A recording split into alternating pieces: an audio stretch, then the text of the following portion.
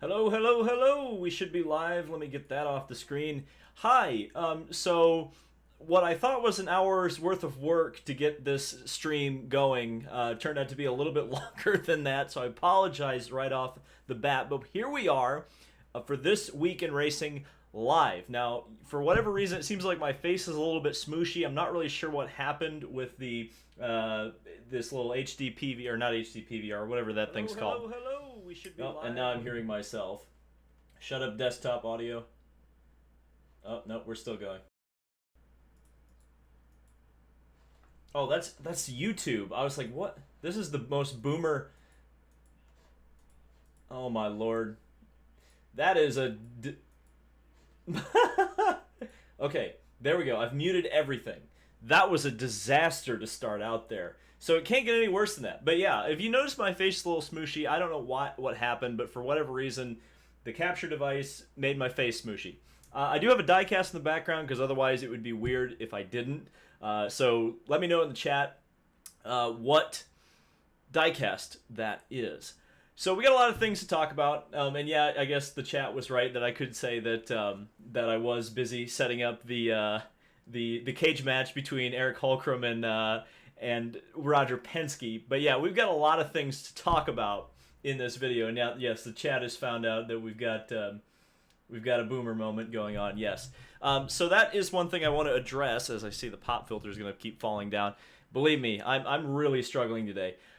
So I'm going to talk about, you may be seeing on the screen right now, the first story I'm going to be talking about, which is the Indy Lights thing. And then at the end of each story, I will go over any super chats or just look at the chat, see what you guys are saying, interact with you. Because This Week in Racing, traditionally, as you guys know, is just a show where I sit at the, in front of my desk and I just talk about the stories that are going on, give you my opinion, and keep you guys informed. This is obviously going to be a little bit different, and I've kind of thought about doing this in the past, and I probably should have been doing it this entire lockdown, let's be honest, because it probably would have made for more interesting This Week in Racings, and it would have made it more consistent. But I think this is going to be an interesting format, and I'm interested to see what you guys think. So if you like this, be sure to like it, but obviously don't like it until the end, obviously, because we need to find out if this is any good. Now, I do want to plug, you're probably seeing them over there or over there, depending on which direction I'm pointing. Race 92. Fantastic first week. You guys freaking killed it. I just got the first sales report, which only covered the first 2 days. Sales are great. I couldn't be happier with you guys, and I kind of had faith in you that you would do it. But if you haven't bought your shirts yet, race92.com, code David10 at checkout when you buy 2 shirts to save 10%. I've actually got my Get the Hat shirt on. I know there was some bets going on while I was a little bit late to find out whether or not I was whether or not I was going to wear a hat, and it turns out I am not wearing a hat. And lots of people are picking or saying Ryan Hunter-Reay 2011 DHL, and you're right. You're right. Is there a light swinging in your room? I certainly hope not. So part of the reason that I'm doing this is because we've got a lot of heavy topics to cover today. And in fact, I personally, and you guys probably see me in front of the camera all the time where I'm happy and excited like I am here. But things have been so ugly on social media that it really honestly affected my mental health for a little while. So this weekend, like Friday, Saturday, Sunday, I just checked out. I stopped checking the internet. I actually didn't even watch the NASCAR race, specifically because I knew I was going to go on Twitter and see a bunch of crap that I didn't need to see. So I'm feeling better, and this may be the start of a great thing, because I think it'll be fun to talk to all of you guys and give you my thoughts. We got 190 people watching right now. That's awesome. And I would like to do more of these streams. So let me know if you would like me to stick around. So we're going to talk about this first topic. It broke like at the beginning of last week. So it's kind of old news, but you guys are well aware that Indy Lights is not happening for 2020. That was canceled, like May 1st, or not May 1st, May 1st, June 1st. That was an announcement that was joint between Anderson Promotions, which runs the Road to Indy, as well as IndyCar, which of course has a pretty large hand in that pie. And the impression that I got when I was looking at a lot of the quotes, particularly from Dan Anderson, who runs the Indy Lights, was that it was Roger Penske's call, that the lights got called off, because otherwise they probably would have run the season. Now, what I had heard personally, kind of independently, because I talked to a few people who would have been in the know, and they said there was probably about 3 or 4 drivers, paid drivers, mostly foreign, that were not going to be able to come this year, that were going to run the full season. There were 10 cars, I think, at St. Pete, probably looking at around 14, 15, 16 at the Freedom 100 for this year. Would have been a decent field. But Roger Penske, in an interview on Sirius XM, spoke specifically that he was not happy with Indy Lights having 6 or 7 cars for the full season. He felt, this is almost a direct quote, it's not a complete direct quote, but he said it was damaging to the brand, or it wasn't good for the brand to have a small grid in Indy Lights. So, well, it's Roger Penske. He's not going to just say something like that and then just let it slide. Penske kind of laid out, or at least threw something out there, that he was, or an idea that he kind of had to get more teams involved in Indy Lights. And that was specifically that through the leader circle, and if I need to explain the leader circle, I will, which is essentially IndyCar's version of the charter system. And I know that's a dirty word, but it's a lot more merit-based than NASCAR's charter system. You don't really buy your way in, so to speak, just as long as you run all of the races and you meet a point standing minimum, which isn't very much. And by run all the races, I mean show up at all the races. If you fail to qualify, you still meet your leader circle requirements as long as you finish within like the top. I think it's 24 in points now. I think they've expanded it that big.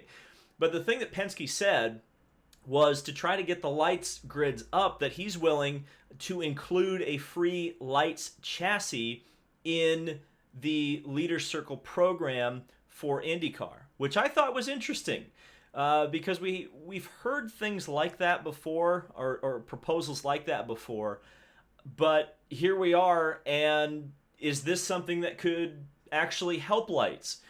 You look at some of the teams like Andretti Autosport, which of course already has their own lights program. But you look at, I think this is where I think this could work, because it is kind of funny to think about Team Penske in Indy Lights. And honestly, if Penske is willing to make this kind of commitment to Indy Lights, because let's be honest here, that would be a big financial commitment from IndyCar to subsidize the Dallara IL-15 chassis to send to, however many, 12, 13 teams that are in IndyCar full time. And that's an awful lot of money. So that's a big commitment. But I would almost bet now that you'll probably see a Team Penske Indy Lights team, which I know some people were calling Roger a hip. And this is something I think we need to talk about, because we're going to probably have to talk about it in the Indiana thing too. Is that you guys have to realize that Roger Penske, the team owner, and Roger Penske, the series owner, are different things. Like, everybody said, well, why does Roger care about lights now? He never cared when he was a team owner. He never entered the series himself. He always, just took drivers from the road to Indy that other teams had developed and brings them into the team. Joseph Newgarden is a great example of that. You guys have to realize that Roger Penske is not just looking out for Team Penske now. He's looking out for the entire series. It benefits the series, as I said on June 1st, to have a light series, and I even said, even if it's a small amount of cars, you look at the talent level of the drivers that have come out of that, I think you have to keep it. Now, Penske, and this is kind of what's exciting about this, seems to want to make it more like the Xfinity series, in that you have a big grid of cars, you have the entertainment value there. The lights race, if you actually go to the racetrack, and we've lost the camera, I really need one of those DSLR remotes. I apologize if the camera will eventually come back, I think. Yeah, thanks. It's funny because the camera timer thing in the chat, it's always too late. But what was I saying? Oh, so obviously one of the big problems with Indy Lights is it's trapped behind NBC Sports Gold. Not great. That's definitely not great, because even if you could sell a sponsored Indy Lights, and from what I understand, it's virtually impossible to sell a sponsor to run an Indy Lights team, you would have to be on TV. They're not on TV, and they're probably locked into that contract for the foreseeable future.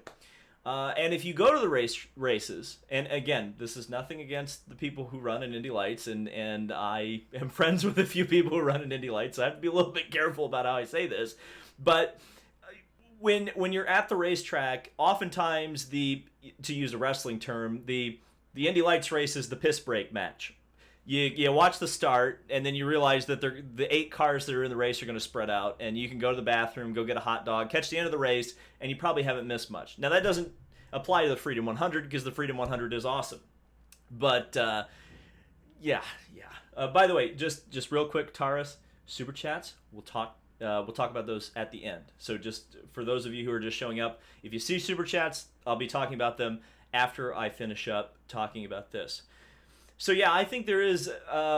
so if Penske gets each team a lights chassis, I think you look at some of these teams that run 3rd or 4th cars at the Indy 500, they have to hire those crew members anyway. And again, if you've never seen a lights race or been around the Indy Lights paddock before, most of the teams don't really have a huge amount of crew members on each team. It's usually like 2 or 3 to each car. So from a perspective of, let's say, a Rahal, Letterman, Lanigan, I think that's a good example. They run a 3rd car at the Indianapolis 500. They have to get the crew together for that car. Theoretically, if you eliminated the cost of them having to go buy an Indy Lights chassis, if you subsidize that in the Leaders Circle program, theoretically it would be much easier for Rahal, Letterman to join Indy Lights at that point. I'm guessing that's what Roger Penske meant by including that in the Leaders Circle, and it could work. Of course, I think it's still going to be very dependent on sponsor money coming from the drivers. I just don't know if there's really going to be any, I don't want to say legit drivers, but I think it's always going to be a series that is going to be, at least for the foreseeable future, one that is very heavily dependent on paid drivers. That's just my opinion. What do you guys think in the chat? Now, I did see Taurus's super chat, and in fact, I probably should pull up the little monetization super chat thing on YouTube so I don't miss any if I do see those. But he says, as a joke, Ferrari to second lights OEM confirmed. That is actually something I do want to talk about since you brought it up, and I don't think I've talked about it. Roger Penske is very cavalierly now confirming that they're talking to Ferrari, as in present tense, talking to them. So all the people who said I was connecting non-existent dots, where you at? Because, and here's the thing about Ferrari, since it's been brought up.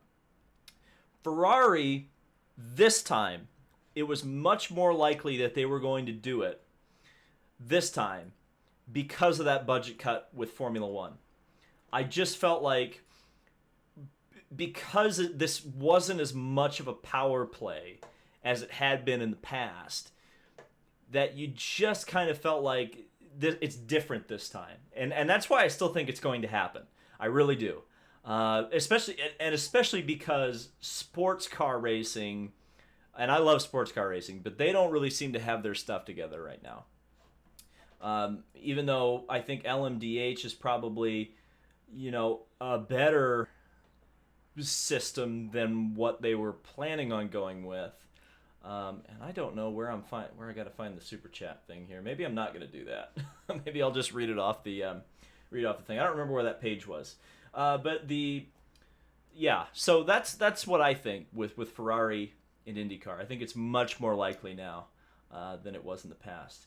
RLL joining lights while still maintaining an extra chassis for a rookie/lights driver in the Indy 500. It says S. Blake. Yeah, that's what I think. That's what I think would happen if they got him a free car, because then you're just paying for the labor and the parts when your driver crashes the car.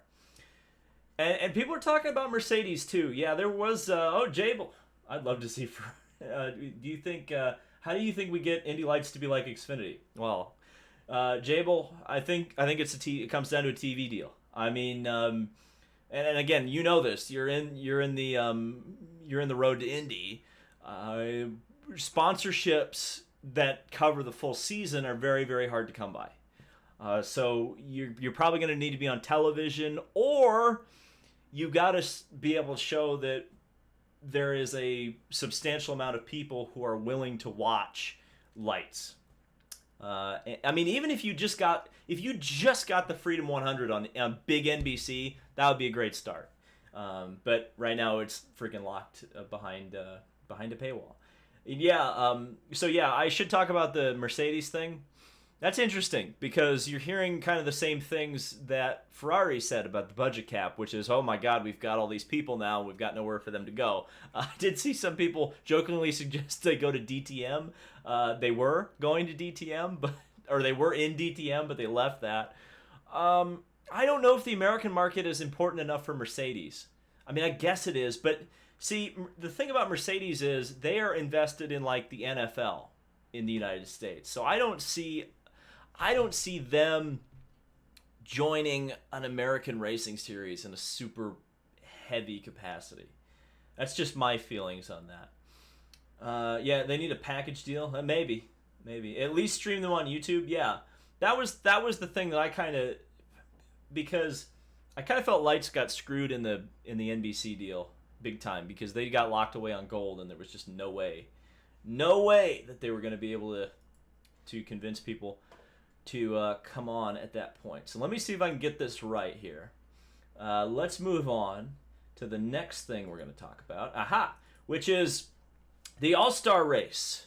NASCAR is moving the All-Star Race from Charlotte to Bristol. And to tie it into another story we're going to talk about later, they're allowing 30,000 fans to join the party. And they're not requiring face masks. Okay, and that's taking place, July 15th, I believe? July 15th, so a week after IndyCar theoretically is bringing fans back to Road America. So I'm going to talk about this on the absolute most surface level.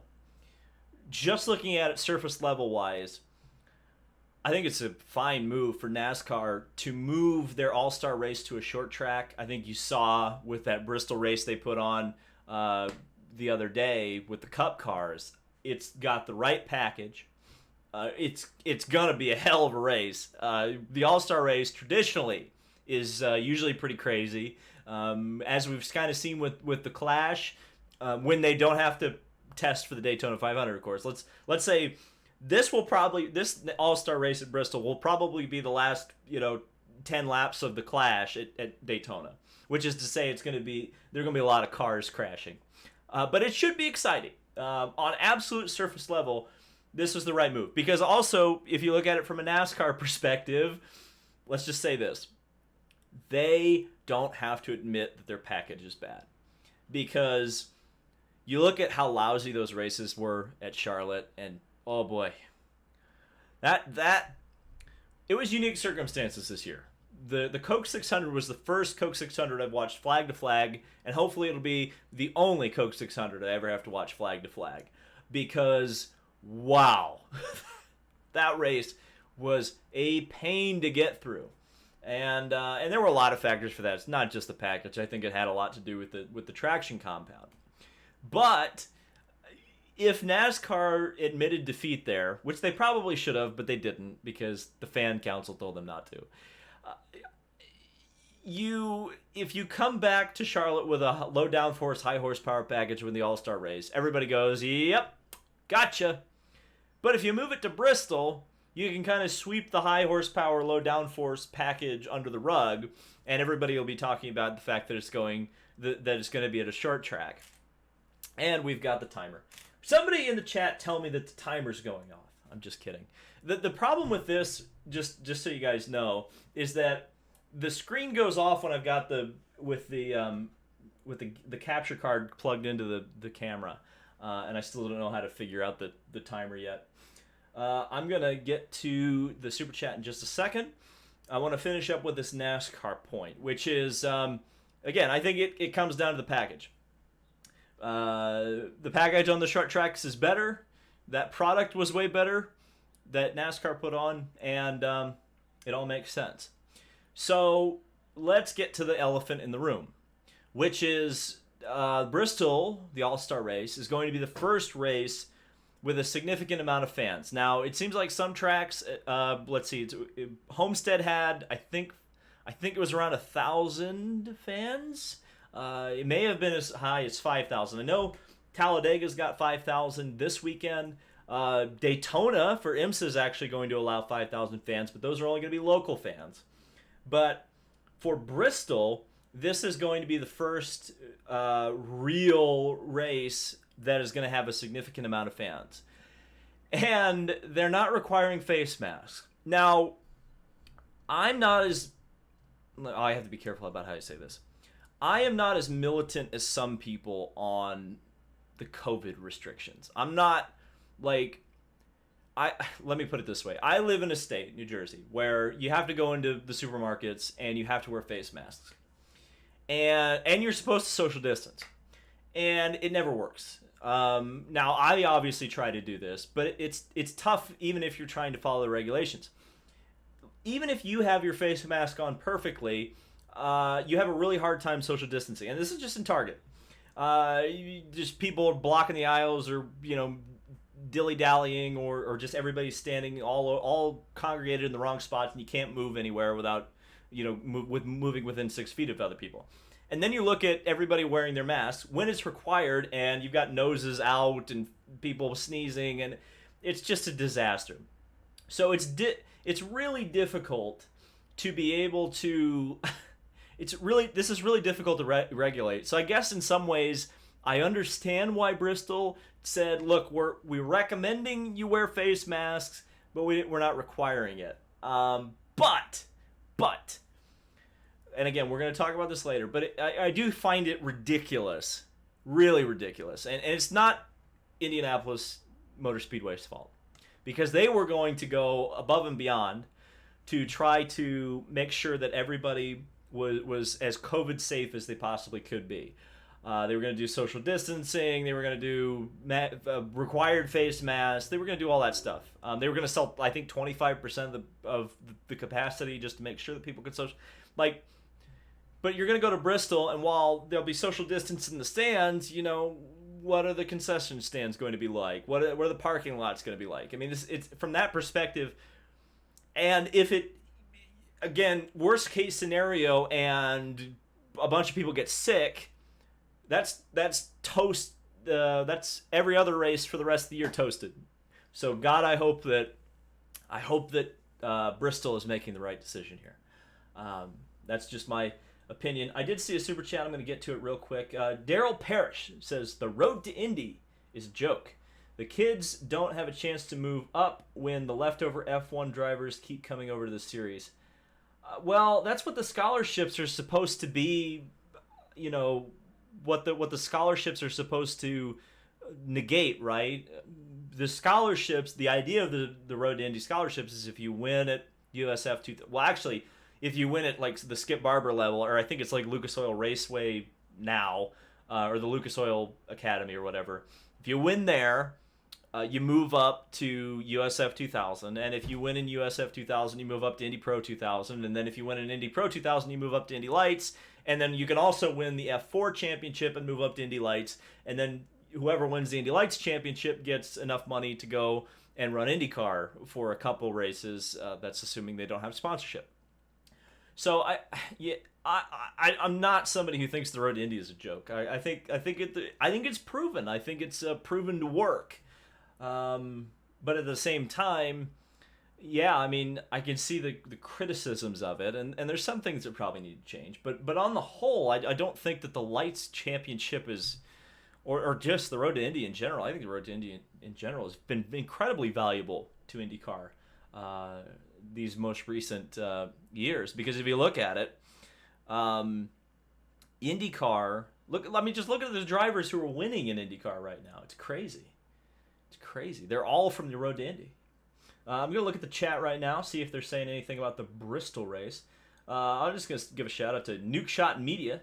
Been watching your channel for a while now. One of my favorite motorsport content creators. Thank you so much. I'm gonna touch the camera real quick. I don't know if that's gonna screw things up, but we'll see. It might keep it from turning off though. Going from 5K fans to 30K is quite a jump. If there isn't a major spike from this, I'd be shocked. Again, it's a controversial thing to say, and again, we'll talk about this a lot more in the next story. But the thing, you look at all the congregation with the protests, and again, I understand that it's a completely different situation than going to an auto race. But when you look at how many people were congregating very, very close together, not always with masks, though I will say that many of the protests, I think, took as many precautions as they possibly could have. So I can't really criticize them that much. But you look at how many people have been in a confined small space. We're just going to have to see if there is a spike from that and then go on. Now, the thing, it's not so much the amount of people or the jump with the amount of people. Because I think the further along we get in this lockdown, the more and more we're starting to realize that. And again, I'm not a doctor. I need to be careful about how I kind of say this. I'm not saying this necessarily with authority, but it looks like to me that mass gatherings aren't as big of a problem as maybe we feared they were when this thing started. Now, I'm not saying that we just need to immediately go back to, Formula Libre, so to speak, where just everybody can just go everywhere. But, when we had Colton Hurd on here, and keep in mind that he's in a state where it's really locked down, and I'm in a state where it's really locked down. Colton went to Texas and was surprised how normal it was, how virtually nobody wore masks and everybody was going to restaurants and having a good time and XYZ. So it's a weird, the worry to me, I guess I should get back to this point. The worry to me is if somebody somewhere, some lawyer or something finds a reason to blame Bristol or the race at Bristol for causing a COVID outbreak, that's where I'm worried about a race having a race with no face masks. You don't want, and I think that's part of the reason, again, we're going to talk about this later. I think it's probably one of the reasons that the Indianapolis Motor Speedway is being cautious and maybe not pushing the legislators as hard as maybe they should be because of the fact that, look, man, you don't want to be the guy who screwed it up for everybody else. And I hope that Bristol isn't the one that ruins it for everybody else. So let's see. Okay, so we do have some. Nick B says, allowing gatherings here in Arizona, and we are having a huge spike. There you go. The legal release Bristol is making fans agree to. Yeah, well, that's another thing, is that, if you're... And this is the thing, too, and I know it doesn't apply to pandemics or sickness or whatever, but you do have that thing on the back of your ticket that says, look, we're not responsible for anything that happens to you in this facility. Again, I don't know how legally that would tie into what we're experiencing now, but going to a race has never been 100% safe. Do you hear that IMSA is allowing 5,000 fans to be Florida? Yeah, I talked about that earlier. Yeah, the 5,000 fans at Daytona are going to be all Florida residents. And that's something that, and I'll just let you in on a little inside baseball. I actually tried to get media credentials to that race, like the day after I found out I wasn't going to be able to go to Indianapolis. But for whatever, and I don't want to say for whatever reason, because I think that's being a little bit disparaging, but IMSA decided that, and this was a pretty late decision. In fact, when I emailed my contact there, they didn't know yet. But they decided to keep the media members fairly limited, and that's their decision, and that's fine with me. But I'm definitely gonna be at Road America one way or another. I'll put it that way. Thoughts on Virtual Le Mans? I didn't watch it. I paid attention to it a little bit. The problem is that it's the problem with all sim racing is that a lot of the rules don't apply, and apparently they gave Fernando Alonso's car like 40 laps back or something, and it's like, whatever. It's a little bit silly. But I will say that the R Factor simulation really looked good. I thought the presentation, it really did look realistic. And that's something that back in the day when we did R Factor races on this channel, we used R Factor because it looked so realistic. I guess you know what I haven't talked about, and I probably should. Oh, we got 362 people watching right now. Thank you guys. I forgot to make a border for it, but I will briefly touch before we get into kind of some of the hardcore stuff about the Nashville street race. So IndyCar said they are going to do or they're looking at doing a street race in downtown Nashville, and I'm very skeptical about this. Let me just put it this way: is that the thing about a new street race is that I do not see data that backs up pursuing street races, because in the modern era, and again, there are street races that exist, but the street races that exist today have all of their roots in the 70s and 80s. Long Beach started in 75. Detroit started in the early 80s when they were running downtown. They moved to Belle Isle in 92. And the only reason that race exists, let's be honest, is the fact that Roger Penske has big-time connections in Detroit. Otherwise, that race would not be happening right now. You look at I already said Long Beach, St. Petersburg. Now, that race for Indy cars began in 2003, but they were running Trans Am cars there in the 80s. That's a town that has been accustomed and used to races being run on their streets. You look at the modern examples, you look at Sao Paulo, didn't last very long. Baltimore, didn't last very long. Houston, didn't last very long. So I don't see why I would be out of line to say, wow, they're going to do another street race in another city that doesn't have a history of street racing or auto racing or things being shut down for auto races. I'm just not confident that it will happen. That's the big issue. I'm gonna have to mute Justin Haley here. What are you doing? You're gonna get a little timeout, Mr. Justin Haley. Put user in timeout. Did I already put him in timeout?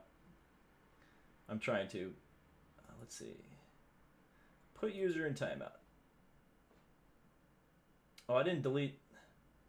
Oh, no, sorry, Aiden. I didn't mean to time you out. The chat is moving too fast. Oh, Lord have mercy. Hang on. Aiden, I'm so sorry. You were friendly fire. Here, hold on. I'm going to fix it. See, this is the one thing. I should have a mod in here. I don't have a mod in here. That's my bad there. Why is this going... why is the chat moving? Stop moving, chat. Let me see if I can find Aiden, because I feel bad that I... Here, let's remove him, get him out of timeout. Oh, crap. Well, Aiden, I'm so sorry. I'm so sorry. You're in timeout. I'm so sorry I did that to you, buddy. I did not mean to do that. I am so sorry. Yeah, Aiden, hold on. I can't even make you a moderator. Oh, God. I am so sorry, Aiden West. Ugh. I'm sorry. I really am. Well, yeah, okay. Well, IRT Mechanic is here. Thank you, IRT. Can you find a way to get Aiden out of timeout? Because I put him in timeout. I will not address a Chaz street race. I feel like that would get me demonetized on YouTube. Okay, let's move on. And by the way, speaking of demonetization, let's talk about this. Okay, all right. So this is a big story. Big story. Because this is so I will start out by being positive about this, because there is some positive things to talk about, which is it was time. It was time to ban the rebel flag, let's be honest. Especially consider, I mean, yeah, this is a complicated issue. So let's just think about the butterfly effect right now. So 2015, I think it was 2015. It was around there. It was like 13, 14, 15, around there. NASCAR started receiving backlash for the Confederate flag being on their grounds. Fans using it, fans waving it, even I think some drivers were using it in some capacity. So they started getting criticism for it. And you had some, you had some measures being taken, which were specifically that NASCAR said, look, we're not encouraging this anymore. Don't bring them. But if you do bring them, hey, you can take your rebel flag and exchange it for a flag of the American flag or your favorite driver. It was kind of an amicable agreement. They were trying to make everybody kind of sportsmanly about it, or get everybody to be sportsmanly about it, and just kind of accept that it was of its time and its time has passed. But you look at what has happened in this country, and I don't want to get into it too much, but you guys know what's going on. And the timing of everything is just so interesting to me, because I don't think NASCAR had a better opportunity to do this and have an opportunity to, I don't want to say get away with it, because I don't think that's the right way to put it, but I think they had a great opportunity to do this. Let me just put it that way. And I think this is going to sound so weird. A lot of it started in the iRacing series. Remember when Bubba Wallace lost Blue Emu as a sponsor? Okay, remember that. Then you had the Kyle Larson incident. We all know what happened there. But that started shining an intense light on NASCAR and NASCAR-related race relations. And I want to point out that on this channel, and really, I think the response to the Kyle Larson thing, I was very impressed with the racing community. I thought we were very fair about it, and some people did cancel Kyle Larson over that, which, it is what it is. But ultimately, I think we were pretty harsh about it. We definitely made fun of it, but we didn't totally say, look, you can't work in this town again. We looked at it fairly objectively. We said, look, this guy clearly has a problem with saying this word, because he wouldn't have just said it on an iRacing chat otherwise, and probably should suffer some consequences for that, which he ultimately did. But he did his sensitivity training. I believe he's obviously been allowed back into World of Outlaws, but has also been able to. I think he's also been. Has he been reinstated in NASCAR? I honestly can't remember whether he has been or not. But he's winning World of Outlaw races again, and maybe it was a good thing for Kyle Larson in the long run. And from every indication, obviously I haven't talked to him, but from every indication from the people who were close to him, like Robin Miller or somebody, every time he writes an article about him, he talks about how Kyle Larson did learn a lesson from that, which I think is good. But it did shine a light on NASCAR. And then you have this massive wave across the country, spurred on by the killing of George Floyd. And not only is now the spotlight on race in NASCAR, but it's on race across the entire country. And you also have a black driver, an African-American driver, Bubba Wallace, who is very vocal about this, as he should be. I don't have a problem necessarily with that. And yeah, I would probably lean closer to the keep politics out of sports than most people, but ultimately, I'm also pretty pro free speech. So if you have something to say, you should probably say it. And of course, I'm sure that's going to cause some issues, because of course we're talking about banning the Confederate flag, and I'll explain why that is a good decision in a bit. But the thing about Bubba Wallace coming out, the spotlight being a little bit heavier on NASCAR in terms of racial relations than it has been in the past because of what Kyle Larson said, and that opening that the loss of Blue Emu created for Bubba Wallace to not have a sponsor for that weekend, because it was the same race that Blue Emu was sponsoring. You would imagine that he would have had a Blue Emu car at Martinsville. He gets to run a Black Lives Matter car. And you get to make that big statement. And at the same time, NASCAR chooses that's when they are going to put their foot down and say, we're banning the Confederate flag. You can't bring it to the races anymore. And it, not only that, you look at the situation now going on with the lockdowns and with fans not being at the racetrack. I think that may be a bigger key than a lot of people are giving credit for. Because if they had done it when fans were going to be at the racetrack, because I think you guys saw it on social media, it's part of the reason why I had to leave social media for a little while, because it was so toxic, the reaction to banning the rebel flag. And I think you would have had that in any other situation transfer to the racetrack. You would have had a counter protest of sorts where you would have had all the people who wanted or even just kind of felt somewhat galvanized that the rebel flag banning is wrong. They would have come out to the racetrack in force with the rebel flags, and they would have been like, try to ban me.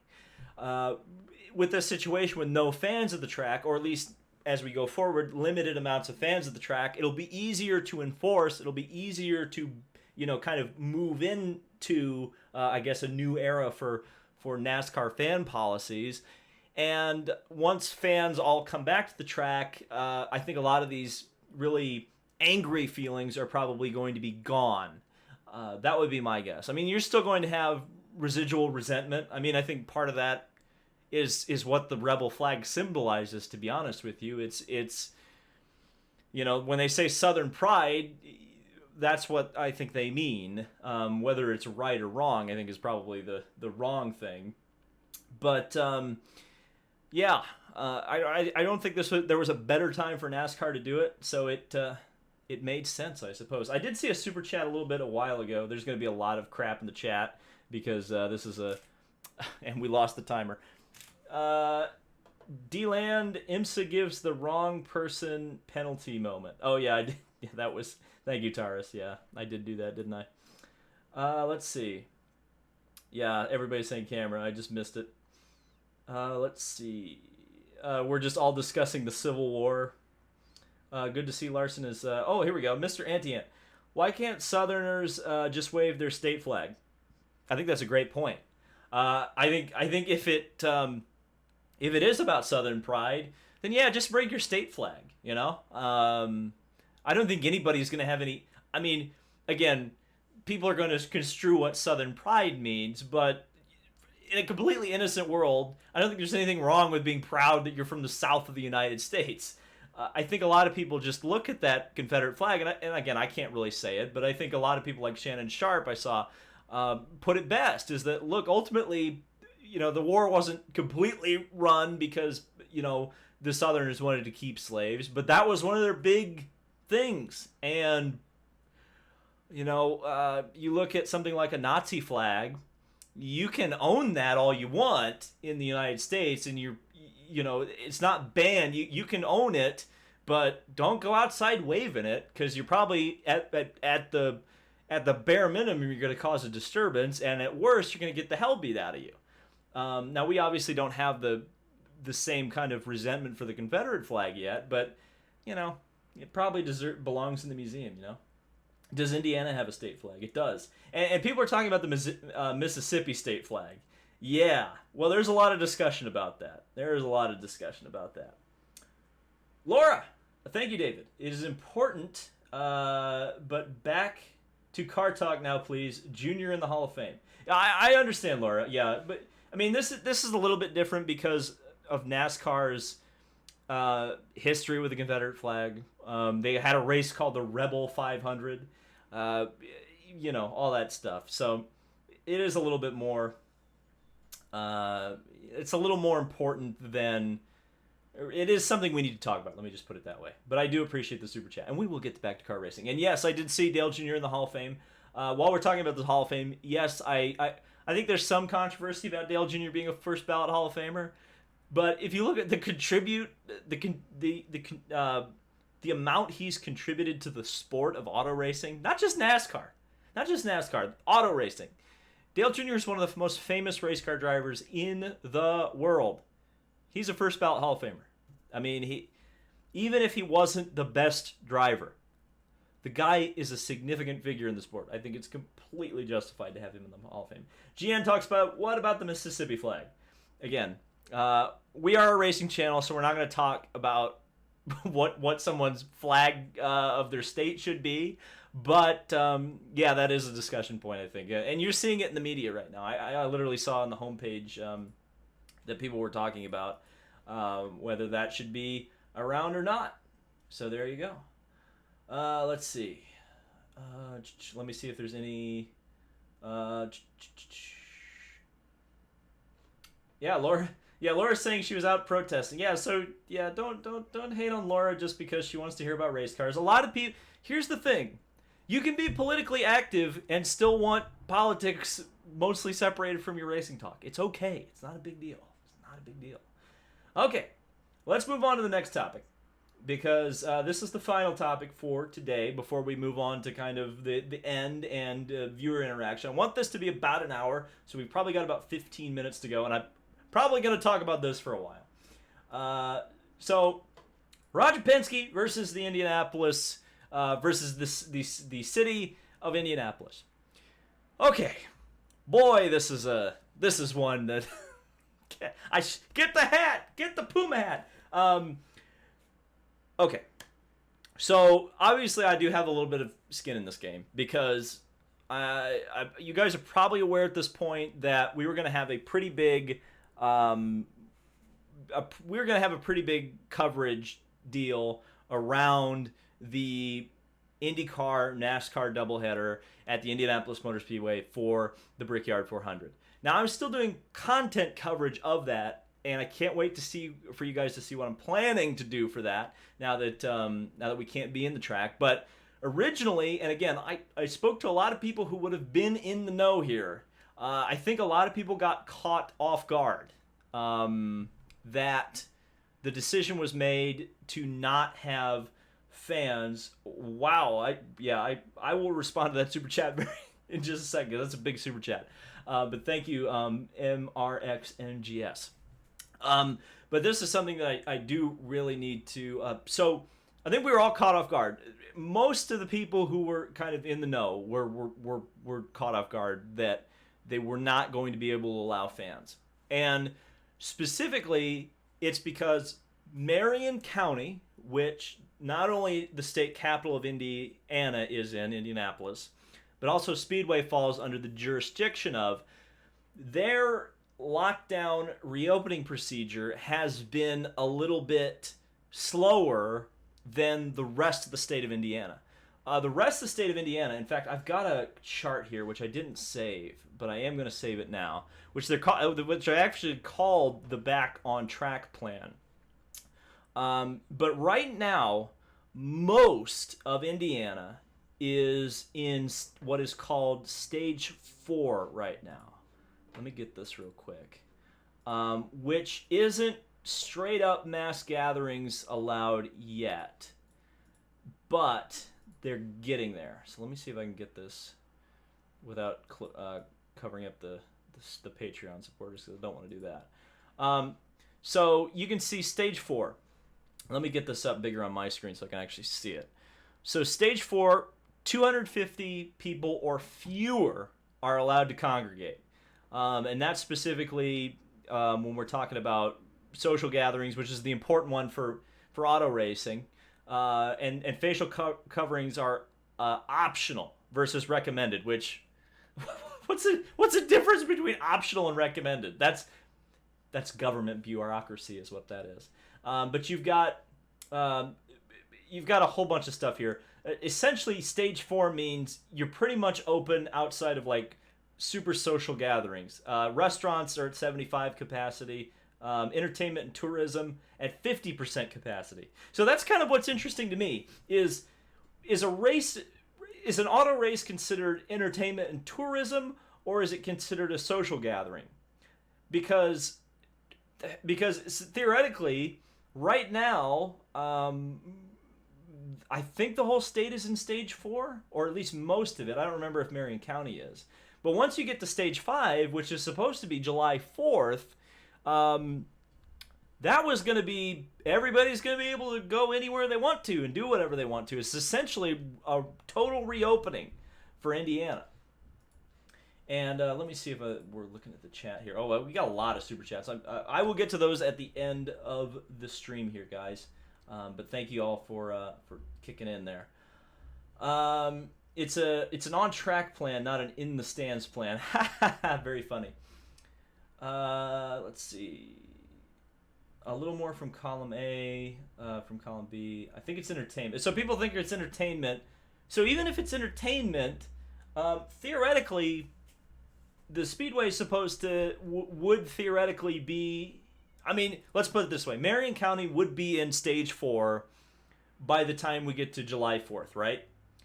And from what I understand, okay, so this is what I understand. I think Doug Bull specifically had a quote, a public quote, so I can say this. What I understand the Brickyard Weekend was supposed to be was 25%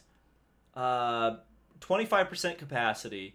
They were going to put people, I think they were going to space them out by 2, so it would have been every 4 seats, and then they were going to skip each row in the stands. So maximize social distancing.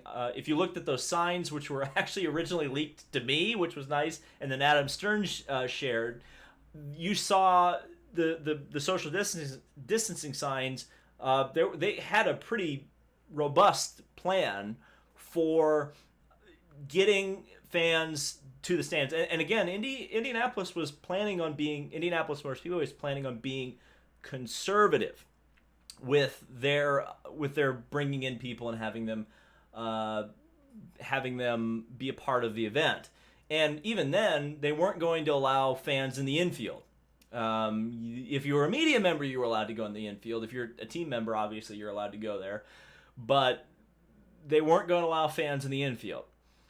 So, we're taking a long time to get around to the point, but Roger Penske came out in the media last week and said, if the Indy 500 is going to happen this year, it's either going to happen with fans or it's not going to happen at all. And as you can imagine, an ultimatum like that makes me not very confident that the Indy 500 is going to happen with fans this year. Because you look at the options, and the 2 options are you run with fans in August or you run with fans in October. So let's look at the August one. So August 23rd is when the Indy 500 is supposed to happen, currently as scheduled. So they weren't able, by Marion County's regulations, to run a race even at 25% capacity on July 4th. And when Roger Penske says with fans, I'm assuming he means full capacity. Because I don't know how in the hell you are going to get all of those longtime ticket holders to the Indy 500, my family is a part of that, to agree to whittle it down to 25 or even lower than that, 10%. I mean, what percentage of people are going to go? And you would think that Penske would be already preparing people for that possibility if it was going to happen and they were going to reduce the capacity. When Penske says we're running with fans, I assume that means 250,000 seats. Now, do I think the infield stuff is going to happen this year? I don't think so. If I was a betting man, I would give you a 100% chance that fans are not going to be allowed in the infield right now, at all.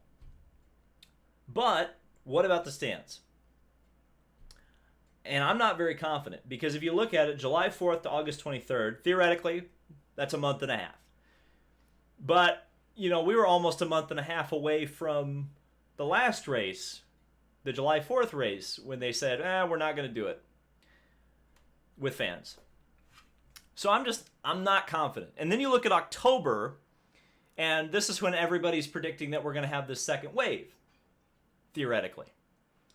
So if the second wave happens, and you've already canceled August when you maybe could have run with 50% capacity, I don't know. But it seems to me that what we have happening right now is the Motor Speedway, which wants to run with fans. And apparently the mayor, I think I've thrown the governor under the bus a couple times. Apparently the mayor of Indianapolis, Marion County, has put the hammer down on them. And why would Roger go to the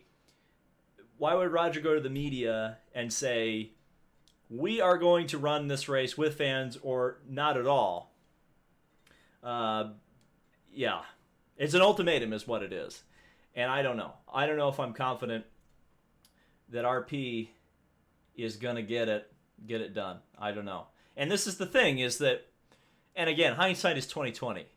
But if you weren't able to run the Indy 500 with fans, why didn't you just run it in May? I don't know. I'm going to get to a couple super chats, and then we're going to get back to this Roger Penske thing, because I think we do need to talk about it a bit more. So, MRXMGS. Any thoughts on F1 using the outer layout for the second Bahrain GP race? Yeah, I saw that. People keep calling it almost an oval. Kinda, I guess. It is an interesting looking layout. I wouldn't describe it as an oval, really. But yeah, I would like to see them run that. I think it would be cool. Tara says, is Buddy Lazier the only son of Penske? I don't think Buddy Lazier is the son of Penske.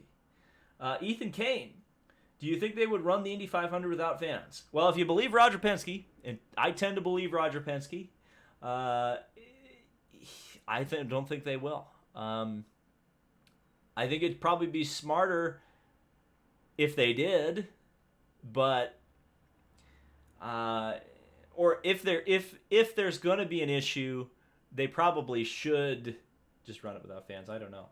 What's the smallest track IndyCar could work at? Would Martinsville be too ridiculous? Yeah, I think Martinsville would be too ridiculous. I mean, you have to realize Indy cars are faster pretty much versus Cup cars about 50 miles an hour at virtually every track they go to. So if they're 50 miles an hour faster at Martinsville, it'd be crazy. So yeah, I just don't think it would work. We did have one more super chat from Frank Haynes. Hey David, sorry if it was brought up earlier. Oh, I missed it. Sorry if it was brought up earlier, but if Ferrari joined as an engine or chassis supplier, would McLaren have to do the same? I'd love your insight on those historic rivalries.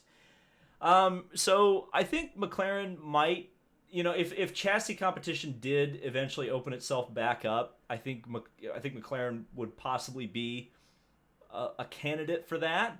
And I think it's a lot more likely that Ferrari could help bring chassis competition back just from their presence. But again, this is so early days. We don't know. We still don't know for sure that Ferrari's coming. And then once we find out that Ferrari's coming, then we can find out some of the details. But I wouldn't say anything's off the table. We do know that Penske does like open competition, or at least regulated competition. I don't think Penske is necessarily the guy who is going to just die on the sword for Dallara, so to speak. I think he's going to I think he's going to make sure that Dallara sticks around, but I don't think he's going to bend to Dallara's will quite as much as the previous administration did. Let's see what the chat is saying. Martinsville would be 2 seconds of straightaway. That is insane. Yeah, it's not good enough there. Let's see. How many people do we have watching right now? That's kind of what I'm interested in. We have 362 people watching right now. So that's a good sign, doing this on a Tuesday. If I moved this to the traditional Friday, we'd probably get even more. McLaren don't have the money to design an IndyCar chassis. Yeah, that's probably a good point. They are laying off a lot of staff right now. But with the budget cap, you never know. I mean, there's going to be money that opens up for all these teams, and it's just going to be a question of where they end up spending it. Versus the other ones. Will we see a Red Bull IndyCar team as well? Well, we've already seen a Red Bull IndyCar team. It was Red Bull Cheever Racing. But Red Bull coming back, I think that's very unlikely. I think it's very unlikely. Even though they helped design the aero screen. But yeah, I don't see it. Yeah, the spammers are a real IRT mechanic. Thank you for being a mod in the chat. I appreciate that. Masks plus social distancing plus hand sanitizer should be enough. Yeah, you would think. Again, it's tough. It is tough because I know people who have not only had COVID, but I know somebody who's died from it. So I don't want to be super callous about it, because I think, this is affecting people. But at the same time, at what point do you say this is the situation, and at what point do you take it out of the government's hands and say, look, you got to have your own personal responsibility. People have to make their own decisions, and they have to be able to, again, there's nothing stopping IMS from requiring hand sanitizer and social distancing and face masks. Just the same as there's nothing stopping Bristol from not requiring face masks.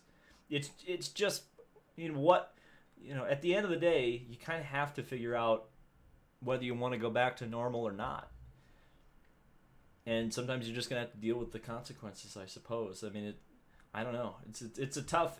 I wouldn't want to be a decision maker right now. I can tell you that. What do you think of NASCAR going back to Nashville? That's a good question. Now, that's something I should talk about.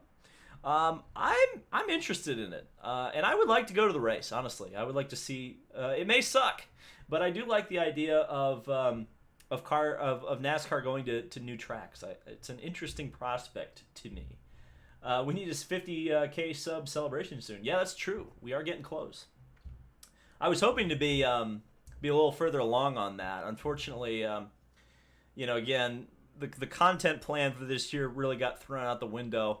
I mean, I don't want to bellyache too much, but damn, I wish I would have been able to go to Long Beach this year, because that was going to be there's going to be some awesome coverage, because it would have had two major races to cover, on back-to-back days with IMSA and IndyCar, and just the beautiful California setting, but it is what it is.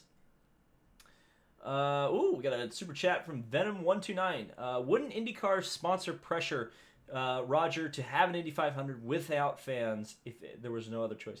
Yeah, that's what you would think, and that's why I think this is a political issue right now, more so than a sponsor issue or something like that. Because I don't think Roger would have gone to the media and put an ultimatum like, we're going to run this race without fans, or we're not going to run it, without feeling that pressure, like you said, from the sponsors. God almighty. Without feeling that pressure from the sponsors, excuse me, to do just that. Because I think it's so important that IndyCar runs their biggest race. And I don't really think they have a choice. I think they have to run it. Mr. Anti-Ant, $1.99. Rumor Cup Series at Road America in 2021 you like? Absolutely. Abso-freaking-lutely. I think that would be awesome. And that's a track that's perfectly suited to the Cup cars too, because you got those long straightaways into, for Cup cars, really tight braking zones. You can be able to get a draft or run people. You look at those Xfinity races they have there; they're awesome. So I think a Cup race would be incredible there, and I think the crowd would be just off the friggin' rails, off the rails. Yeah, everybody's telling me about the timer. Aero X. What do you think of the ARCA Talladega race this weekend? There's supposed to be 21 cars starting. It's a bit ridiculous that the field is so small. Well, it is what it is. If they're 21 strong cars, it's really not going to make much of a difference. If it's 10 cars that are good and 10 starting parkers, then it's not as so good. But to me, this is just how things are going to be. I would rather have an ARCA race than not have one. And when you look at 20, Indy Lights would kill to have 21 cars right now. So, and I know it's a different situation with ARCA, but to me, I don't think you can turn your nose up at 21 cars showing up at a race in this particular economic situation. Taurus, thoughts on James Davison / our guy in Cup? Davison in Cup. So this was supposed to happen earlier this year. He was supposed to run the Daytona 500 for Rick Ware Racing. That fell through because of apparently some disagreements between Davison and the team. They were supposed to run the Daytona 500. They couldn't, so they clearly moved whatever funding they had to Talladega. And, honestly, I don't think it's going to be a problem. I know a lot of people are like going doom and gloom. Oh, my God, Davison's going to be horrible. He's going to cause a big crash. I think he's going to be all right. I don't think there's going to be an issue with James Davison running in Cup. I think it's going to be just fine. Richard says, I'm a big fan of yours, David, and I have the utmost respect for you, but I get offended when you keep using the term boomer. Well, I mean, we all get offended at things, Richard. I mean, here's the thing. Boomer to me is it's not necessarily an ageist thing, because it's not really, you can be a boomer and you can be 10 years old. Like, it's a way of thinking. It's not a physical aspect, as far as I'm concerned. Is the Rick Ware Racing LMP2 car officially dead? As far as I'm aware, yes. I think they've switched to because they entered another car at Le Mans. I don't remember exactly what. I think it's a Porsche 911. Or maybe they're going GT3 racing. I think they're going GT3 racing with an Audi or something. It's just a GT car, and meh. I would rather have the Riley. Laura, everyone should listen to what Dale Jarrett had to say about Dale Jr.'s election to the Hall of Fame. How important he is to NASCAR for all he's done, not just the numbers. Yeah. Like I said, Laura, James Davison. Yeah, James Davison is the most important driver. No, Dale Jr., yeah, absolutely. I think his Hall of Fame induction is 100% justified. What's your opinion of Portland? Would you go? Yes. In fact, there was a plan for me to go to Portland last year. It fell through. But Portland. Here's the thing about Portland is Portland's one of the races I'm worried about happening this year. I don't know if it will. I hope it does, but I don't know if it will happen. A lot of the races on the West Coast, meaning the race at Portland and the race at Laguna Seca, they're happening later in the year, so they haven't gotten canceled yet. But I am worried that they're going to get canceled. Bob Toller says, wouldn't doubt Penske's ability to pull this off. In the early 70s, he switched from running Camaros to AMC Javelins and Trans Ams, and was still able to keep his Chevy dealership. Oh, yeah. No, I'm telling you. No, you're right. Penske's the guy I would trust. Let me put it this way. If it was the previous administration, nothing against the Holman George family, but this is something that would have been very difficult for anybody but Roger Penske to pull off. So if Penske can do it, he's the guy to do it. Let me push that button here just to make sure. Aero X says, who's ready for the F1 2020 game to come out? Can't wait for the actual season to start. Yeah, I think F1 2020 looks really good. I'm excited for it. You'll love Portland, says Michael. I would love Portland. That'd be cool. PIR is offy. I think he's saying iffy. 294 cases today. Yeah. The Penske stare is getting unnerving. Well, if you're watching, Mayor, I don't even know the mayor of, let me see what his name is. I know Eric Holcom's name, but Mayor of Indianapolis. Joe Hogstedt. Joe Hogstedt. Roger Penske's looking at you. He's staring you down. Open the Indy 500 up. Come on, do it, man. Let's see. Max and Lando to Indy. I think Lando Norris has literally said he wants to do it. Michigan probably won't happen to for NASCAR. Maybe not. Wait, so what's the restriction in Michigan? I don't know. Michael's saying, I'm all set to go to Laguna. Should I cancel? I wouldn't cancel yet. I haven't heard anything that Laguna would cancel. But I do know that they just canceled the historic race there. So that doesn't make me very confident. Okay? We need a good IndyCar game. Yeah, you're right. I wish we would get an IndyCar game. Thoughts on Penske wanting to return to Le Mans, potentially with a new LMDH regulations? Yeah, I would love Penske at Le Mans. They almost came back. In 2017. They tried to buy the Audi R18s that Audi factory team wasn't using anymore. Audi didn't want to sell their diesels. They didn't want their diesels running because of Dieselgate, and they wouldn't sell their 2016 Audis to Penske. And if you think about it, with the problems that the LMP1 teams did have, the ones that showed up, you had Baikalas, which crashed on the first lap. You had Toyota, which all three of their cars had mechanical failures, one of them on the very last lap of the race. And then you had Porsche, which lost both their cars to mechanical issues. They repaired one of them, and that car came up, unlapped itself from the leading overall LMP2, won the race. You got to think Penske would have had one car be able to be nursed, one Audi that would have been nursed to the end of the race. Penske probably would have won Le Mans in 2017. But we'll never know that, thanks to Dieselgate. Mr. Anti-Ant, Carl Edwards should have gotten in the Hall of Fame solely on the 9-win season in 2008 and just missed the title. 28 total wins in 12 years compared to Junior's 26 and 18 years. Yeah, I think Edwards is definitely a Hall of Famer. Is he first ballot, though? Because, I mean, let's be honest with ourselves here. The contribution that Dale Jr. made to the sport of NASCAR and the sport of auto racing, not just NASCAR, but the sport of auto racing, versus the contribution Carl Edwards made, does Carl's 2 extra wins really make up for that? That's the thing that I would have a question about there. Do you think Leclerc can realistically do Le Mans? He wants to do it after the virtual Le Mans. He could probably do it in GTE. I'm sure Ferrari would get him in a seat.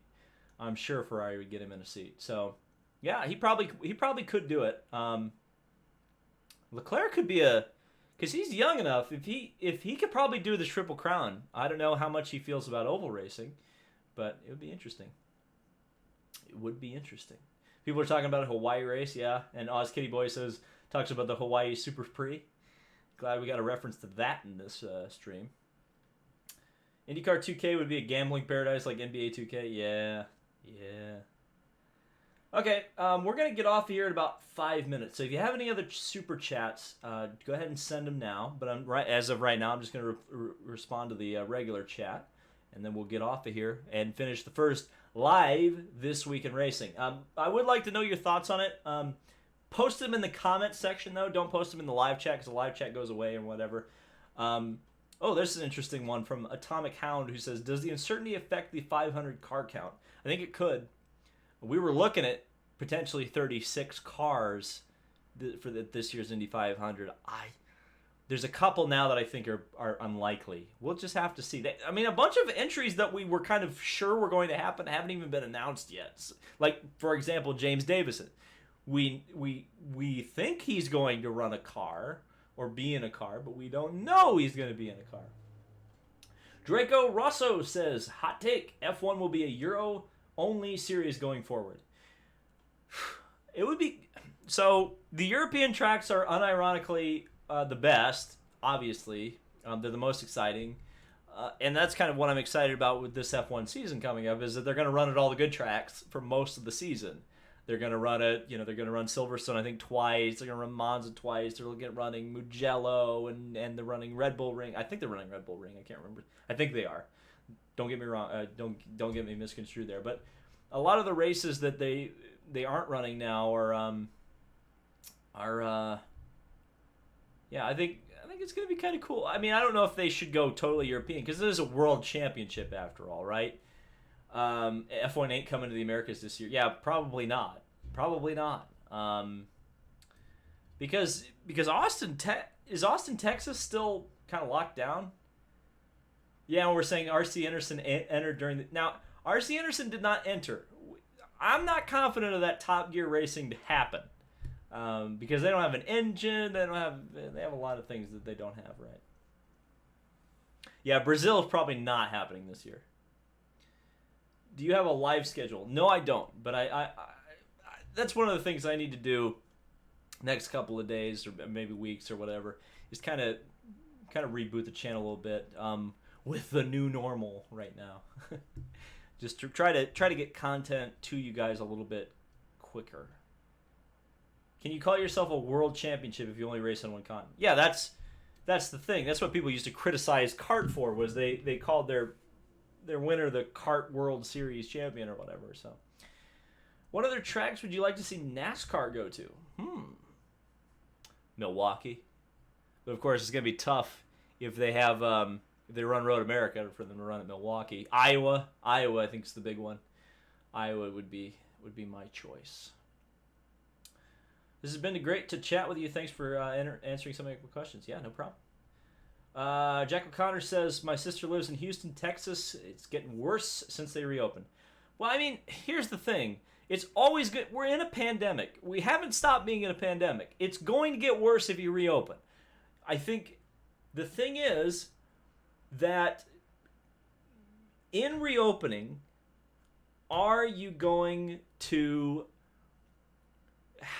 is it going to be unmanageable to reopen? I think that's really the question. So if you have 200 cases across one state, is that acceptable? And I can't answer that question, but that's something that we can talk about. You got a point about Dale Jr. Hard to argue that, says Mr. Antiant. Thank you. Tara says, Tinsy, the long-awaited video. Yes, I have that script about 80% done. I just haven't had the time to work on it. But I think that's something I could finish up this month. So I'll try to get on that. Thank you for reminding me about that. Will you attend any F4 or FR races? I'd like to. I'd like to drive in some of them. Does anyone have a sponsor? Does anyone have about $50,000 so I can run an F4 race? That would be cool. Emmanuel Grossat, I hope I said that right, says, can you interview me? I have worked in F1. Well, I'd have to know what you've done in F1, but I wouldn't be opposed to it. Do you think Matt Crafton is a Hall of Famer? I don't know. Yeah, maybe. I think if you're putting truck drivers in the Hall of Fame, you have to think about Matt Crafton. I don't know if he's a full first ballot, but you could. I think there's an argument that can be made for guys like Ron Hornaday, Mike Skinner. Who gives the command at Indy? I'm going with a Tony and Roger duet. No, I think it's gonna be Roger. 100% it's gonna be Roger. It's gonna be Roger and Roger only. That's it. That is it. Speaking of that is it. Thank you guys so much for watching, assuming we don't have any more Super Chats roll in. We have 317 viewers right now. Thank you all for tuning in. Thank you all to the Super Chat people. Even though I hit the freaking mic again. Thank you all to all the people who Super Chatted. Thanks to all the people who showed up. Thanks to all the Patreon supporters. Thanks to Race92. Thanks to everybody involved in making this channel happen. Let me know what you thought about this. The like button's the easiest way. If you liked it, hit the like button. Because that will let me know if this was a good format, a bad format, whatever. Let me know in the comments. All that good stuff. As I keep hitting my mic. But yeah, again, let me know what you think down in the comments. I appreciate you coming out for the first live This Week in Racing. And if it's awesome, and if you guys liked it, I'll try to keep doing it. Thank you guys, and we'll see you in the next video.